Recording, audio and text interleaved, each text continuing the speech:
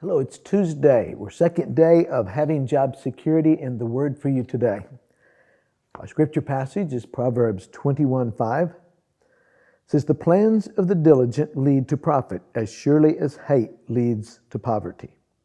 As a Christian, it is my responsibility to do the very best that I can at my job. Here's a few tips that each of us can use to be that good worker. To be a witness, a good witness at our job. First of all, hold yourself to the highest standard. Hold yourself to the highest standard. Don't take shortcuts that will reduce the quality of your work. You know, when you gain a reputation for quality work, and sometimes you may have an off day, you get the benefit of the doubt. But if you get a reputation of always taking shortcuts, even on a good day, you're going to be looked at with suspicion. And as people come to know that you don't take shortcuts and you do the job well, you know what? Eventually they quit watching you because they know you're going to do it. It makes you a valuable asset to your company. Hold yourself to the highest standard. Another thing, go the extra mile. Do more than you're expected to do. Be the first one there and the last one to leave. If your job responsibility overlaps another employee and doing your job will make his job easier, do it. Do it. Make his job easier. Go that extra mile. The third thing, recognize mistakes and take corrective action. You know, oftentimes people see mistakes and they just go on by. And then you know what happens? Those mistakes make things worse and worse and worse. It's just amazing today how many people just turn a blind eye to something that's wrong. And if it doesn't get fixed, it's going to get worse. It's kind of like that little light that shines up on the dash of your car.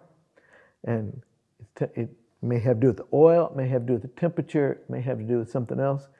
And you know, you can ignore that if you want to. But sooner or later, you're going to have to deal with it. And it's easier to deal with it sooner than later. So recognize mistakes and take corrective action. And the fourth thing, be a good team player. Help others out when it's possible. Everybody appreciates when somebody makes their job just a little bit easier. You see somebody doing well, give them a compliment. Tell them, hey, nice job. You be the one to create a positive work environment. You know, when we hold ourselves to a higher standard, when we go the extra mile, when we recognize mistakes and take care of them right then, and we're a good team player, you know what happens? We gain the respect of other people. And then they might be interested in the Jesus that we serve. Colossians 3:23 says, "And whatever you do, do it heartily as to the Lord and not to men." Somebody once said, "I would not give much for your religion unless it can be seen. Lamps do not talk, but they do shine." General George C. Marshall took command of an infantry school in Fort Benning, Georgia. When he got to the post, the place was a shambles. Things were messy, run down. Rather than chewing out the people there, he simply went, got the materials, and started working on his area. The next thing you know, the people closest to him started working on theirs. The people inside of them started working. Next thing you know, the whole post looked significantly better. Why? Because one person